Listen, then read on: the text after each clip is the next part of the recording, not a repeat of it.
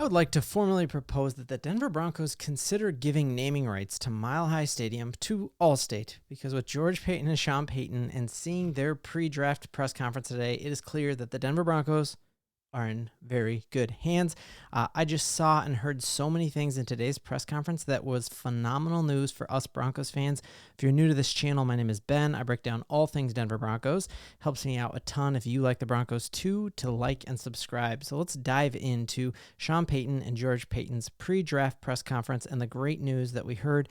It was a ton of great news. I think even just right from the jump, the entire vibe of this thing was different than it's been with other coach GM combinations. There was not that staleness of, we're going to ask all these questions. George Payton has his prepared comments and then we'll kick it over to Nathaniel Hackett or whatever. There was a true camaraderie and like a back and forth there that you can tell these guys actually like each other and that they both have their very clear lanes. We've really criticized George Payton a lot. The Russell Wilson deal, the Nathaniel Hackett deal, like all of these things were big swings and misses, but his ability to evaluate talent really shone through in our draft, like that draft that we got Cooper and Meinertz and obviously Pat Surtain. Like, he is a great evaluator of talent, and he's just gone out and gotten even more help stealing someone from the Saints. And so you just saw like they have clear lanes and they have a camaraderie there that you can't define a culture, but you can feel it, and you felt that coming through. I really encourage, I'll drop the full link to their full press conference, but if you got 37 minutes, it was an awesome use of my lunch break today watching the whole thing, and I felt like we were in great hands. So we're going to talk through the biggest changes that I've seen under this administration and what it kind of makes me think about the draft and the future of the Broncos. First huge change we saw, and this was something I remember I made a video on this mid-year and was like criticized to high heaven. I was like, hey, we are starting our entire offensive line until the last game of the season. I can't remember the last time that's ever happened. And we now saw the data on it that we went from last year being the 32nd, being the most injured team in the NFL, till this last year, we're the least injured team in the NFL. And the fact that I even thought of criticizing Lauren Landau, everyone was like, hey, he's a sacred name around here. Like, he's great, but we were not training in a way that kept us healthy. And we are now. That after that catastrophic Tim Patrick injury at the start, we really didn't have crazy injuries throughout. Like, if it wasn't for the fact that we were out of the playoffs, we would have started our entire offensive line the whole game. McGlinchey would have played that last game if it meant anything, and he didn't, because it didn't mean anything. So we saw that today, and we see Sean Payton emphasizing that hey, we're doing these voluntary workouts right now, and we're doing that so that,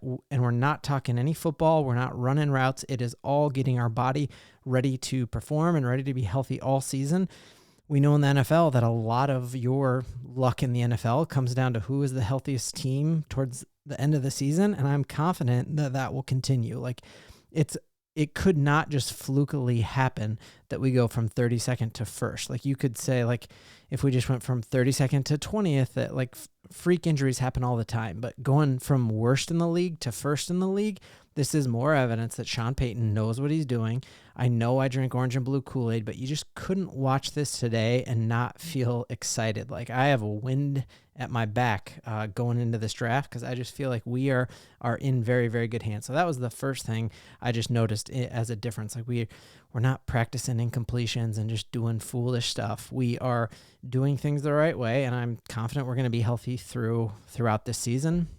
Hopefully no freak injuries. Hopefully, if you have this kind of team that can go from 32nd to first, hopefully Dulcich can make it all year, and we don't need to draft a tight end at 12.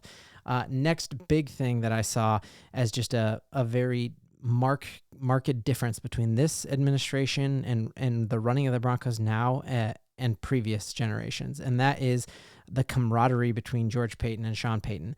They do not wait till draft day to make decisions. They have their board. They talked about all of the hours that they've spent together going through this, and their board is built, and they're not waiting to draft day to make a decision. We know that even the drafting of Bradley Chubb, we didn't expect him to land to us, and when he was there, we hadn't even had a meeting with him. We hadn't even scouted him, but on auto draft, John Elway was like, oh, let's get Bradley Chubb. Everyone else has him really high.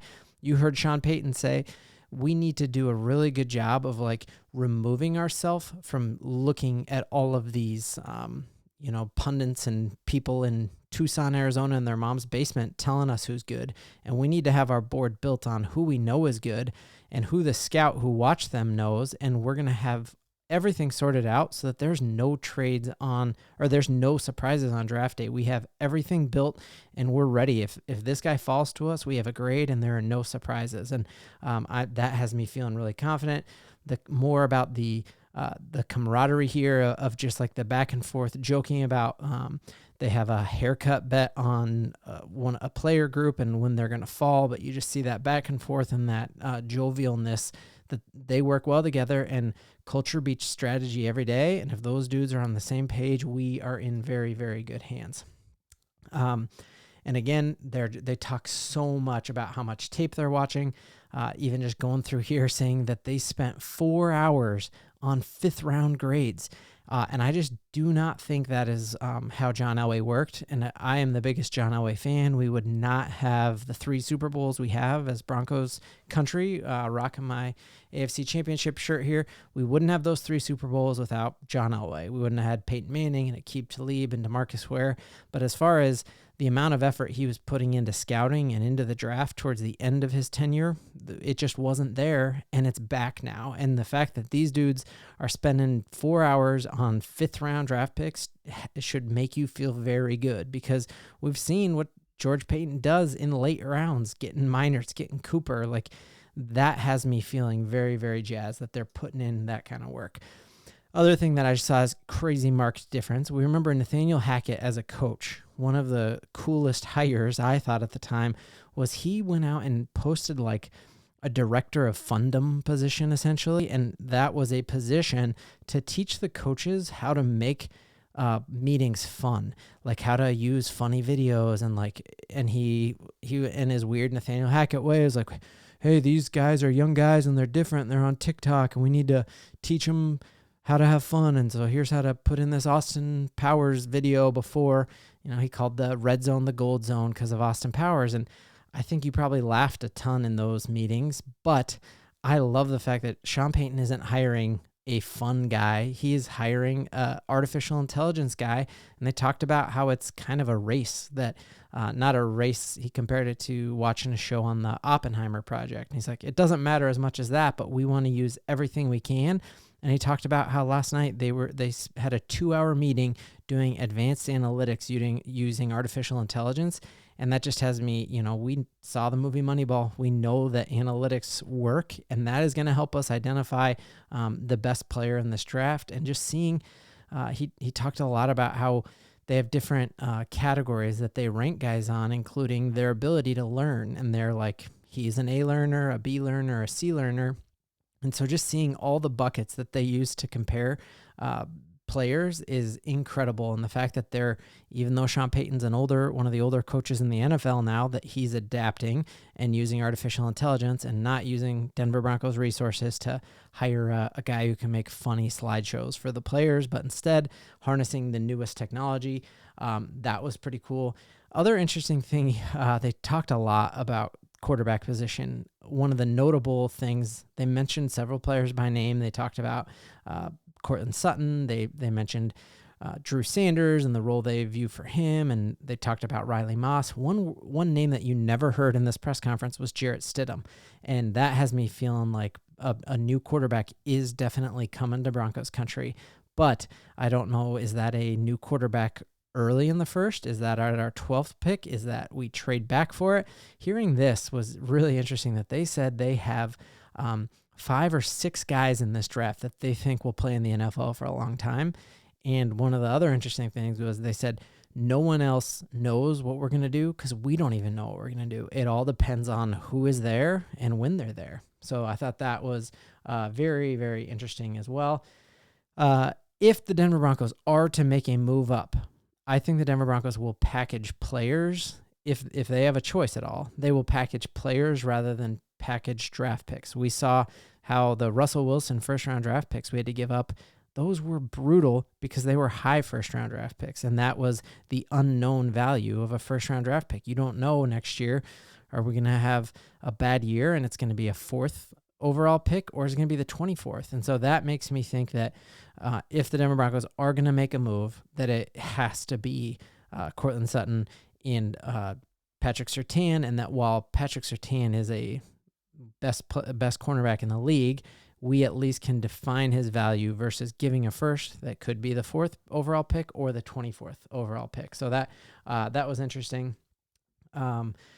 Other thing that I thought was just a crazy market difference here was George Paton saying, yes, we need a quarterback, but we're not going to force it, and we're not just going to get whoever falls to us.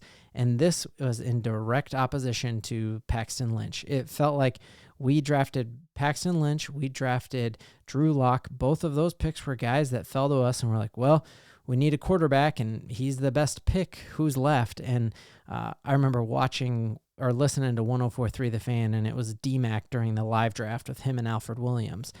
And the pick was coming up, and Alfred Williams had watched a bunch of film and was like, hey, I think we'll pick this guy. And D-Mac was like, I think we're going to draft Courtland Sutton right now. And pick came in. It was Courtland Sutton, and D-Mac just starts cracking up laughing. And Alfred is like, why are you laughing? And he said, because I just had the mock draft up and I picked the next best available. And it seemed at times that is what John Elway did.